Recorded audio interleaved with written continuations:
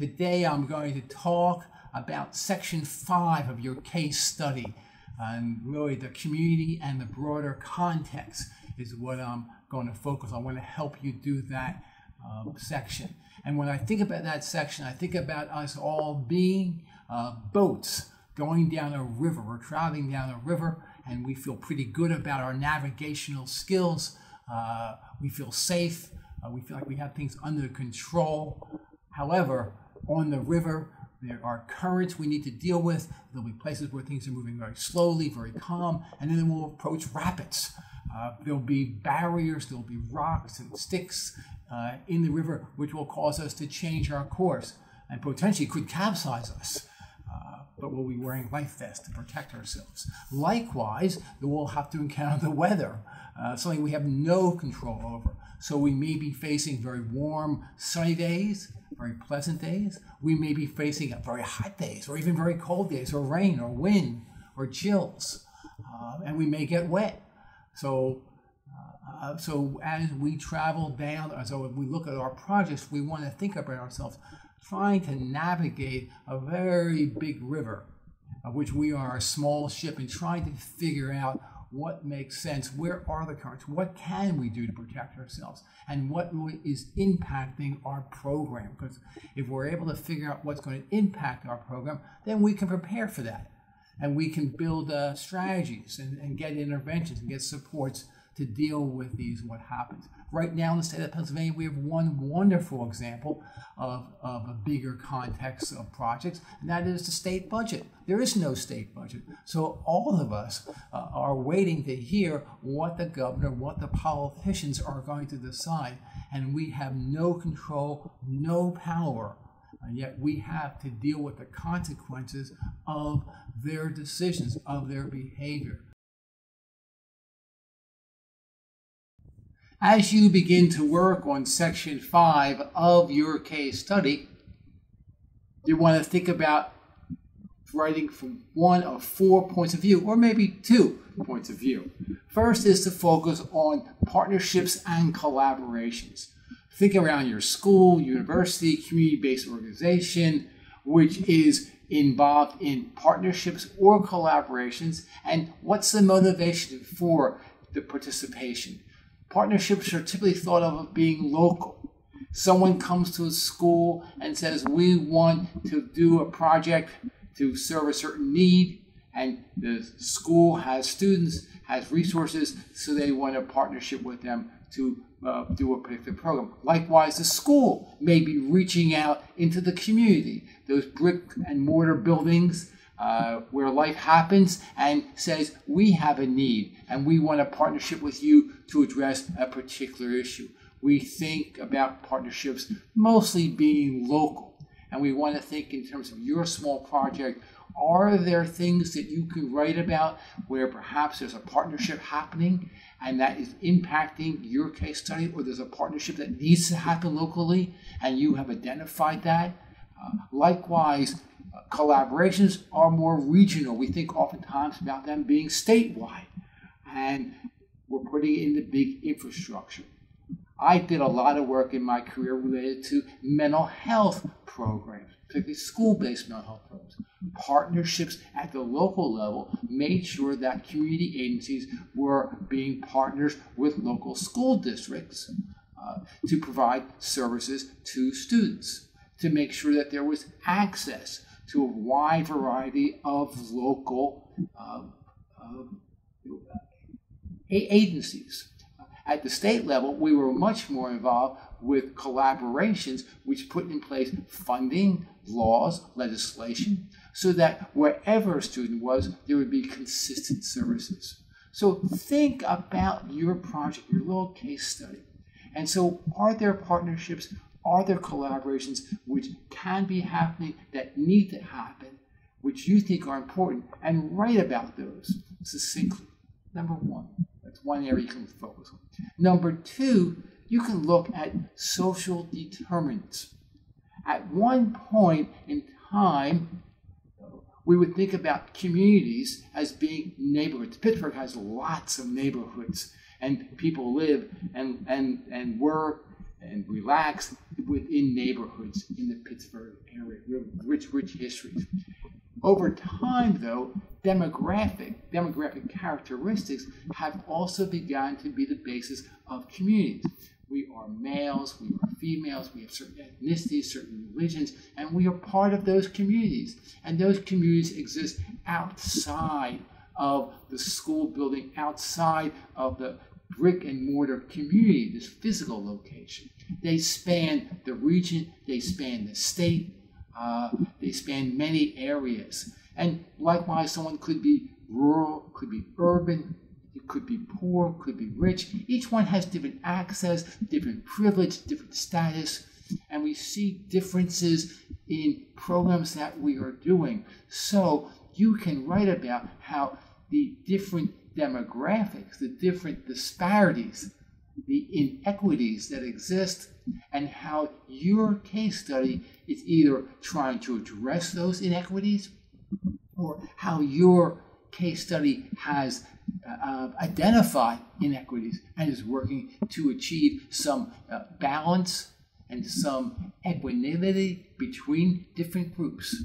So focusing on social determinants and trying to understand the role of social determinants. Certainly in the health fields, we have seen, and education likewise, there are great disparities based on pure demographics of individuals in terms of what the eventual outcomes will be and what could be done to address those, particularly for vulnerable populations. So social determinants. The third point of view you can take and think about are the socioeconomic factors. And these factors are factors which swell up like storms very quickly, and ones that we need to be prepared to deal with, but we're not always sure how or when they're going to occur. Technology, changes in the economy, the new laws, issues related to culture, or there are a number of different social economic factors which impact the economy, impact resources, which directly will have an impact on your program. Earlier I talked about the state budget and how in this case we simply need to wait. So what strategies, what can we do? Taking our weather metaphor, what raincoat do we need to have to protect us when these storms come? And these are big storms. These can be very big waves at time and very far away from our program, but quite negative oftentimes. Important for us to think about, and you can write about those. The fourth point you can write from relate to politics. And when we look at political issues, we're particularly concerned around legislation and how the government is spending their money. In terms of legislation, I've spoken a lot about the Affordable Care Act and the impact it's had on my work with children, adolescents, and adults, trying to figure out how to get health care to individuals in a variety of settings. Important thing for you to think about. Is there a piece of legislation? It can be at the state level. It doesn't need to be at the federal level or even local level, which is impacting your program, and perhaps you have a suggestion for a piece of legislation that could improve linkages, could improve services, or is inhibiting the delivery of your, is interfering with your case, the area that you're studying in your case study, to try to figure that out. Likewise, in terms of government spending, and this could be local, it could be state or federal, where is the money going? And perhaps you can identify where money needs to be given, where it should be going, where you would like it to go. I now want to talk about the resources I posted for you on CourseWeb to help you write your Section 5. I presented in the first part of this video 4 potential approaches you can take in writing your Section 5. The influence and impact of partnerships and collaboration, social determinants, socioeconomic factors, and politics in your work. In writing your Section 5, you're trying to connect and link your small piece of work to the larger environment as a means to try to understand the influence and interaction between your work and the larger, broader environment. The data we use to construct Section 5 is not generally data that we've collected, but rather data that's been collected by other people for other purposes, thus secondary data it's called. However, this data is available to us. And generally, when I'm looking for data sources for this broader database, which comes from interviews, surveys, observation, and artifacts that other people have collected, I'm really looking at three sources. One, the government, mostly federal, but it can also be state and local. I'm looking for professional and advocacy organizations and foundations.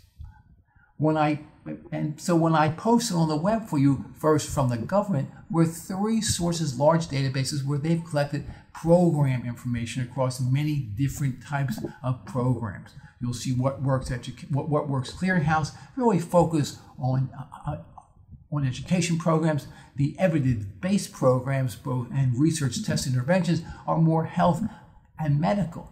You can go online and search through the many databases that are available through the government sources to find a database which matches your needs.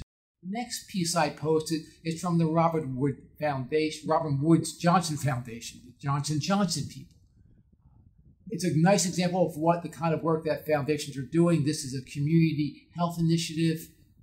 It's broad-based. They're looking at multi-sector involvement.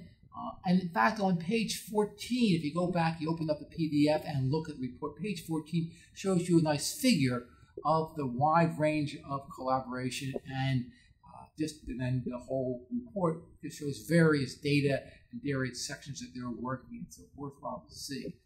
After that, I posted a piece from ASCD. At one time, it used to be the American Association for Supervision and Curriculum Development. Now they're just going with the acronym. This is the whole school, whole community, whole child initiative website. And I encourage you to explore that, trying to get this broad picture of education and the interaction and influence between schools and the much wider community, much broader context. Worthwhile to look at. The third thing you'll find that I posted is I wanted to share with you material which does mapping using multiple sources of data, GIS and a couple other techniques to really plot out and do a visual representation of programs and data to help understand data, help understand the interaction and the influences. So you'll see one's called County Health Ratings and Roadmaps, also done by the Robert Wood Johnson Foundation, and you get to actually plot. You can go in and check out your community, and you can plot things happening in the community and look at the interaction. Food deserts, not something we'll particularly focus on, but very worthwhile just to understand the use of data, and you can get very visual effects on what's happening. And also there's one called Mapping Out of School Time Resources for East Palo Alto and Bellhaven Youth, trying to match youth activity with resources and where the youth are, interact, you get to see the influence. Important. I've also posted 2 writing samples for you to help you. There's examples I thought would be worthwhile for you to look at to see as models for your own writing.